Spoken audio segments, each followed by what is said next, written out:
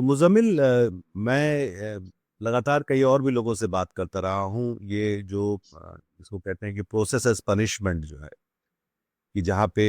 चीज़ों को साफ नहीं किया जा रहा, जहाँ पर कोई भी फैसला नहीं किया जाता, सिर्फ लटका के रख दिया जाता है कि अब आप फंसे हुए हैं उस जगह पे,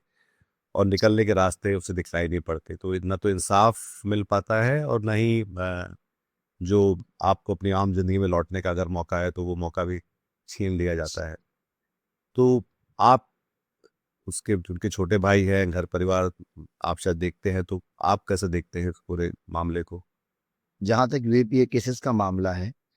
ये सिर्फ शर्जील इमाम के मतलब केस से रिलेटेड नहीं, इन जनरल जो हिंदुस्तान में यूएपीए के जितने भी केसेस होते हैं, उसमें लगभग 95% केसेस ऐसे होते हैं जिनका कोई भी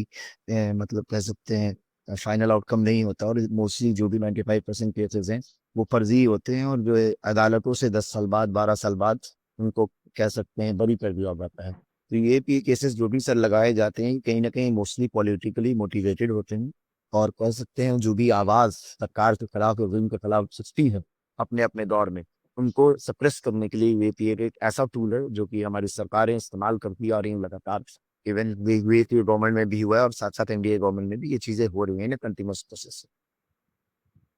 और जाहिर सी बात है सब किसी भी फैमिली के किसी फैमिली के इंडिविजुअल को, चाहे वो मेरा भाई हो, चाहे किसी का बच्चा हो, किसी की बहन हो, किसी का हस्बैंड हो, अगर इस तरह के कह सकते हैं ड्रैकोनियन लॉ का इस्तेमाल करते हुए उसको उनका सनेट किया जाता है, जेल में डाला जाता है, तो कहीं ना कहीं वो चीजें बहुत थम सी जाती हैं। जिस फैमिली को कोई भी एक इंसान, एक मेंबर अगर जेल चला जाता है तो उस फैमिली की सारी चीजें, चाहे वो खुशी हो, चाहे वो गम हो, चाहे वो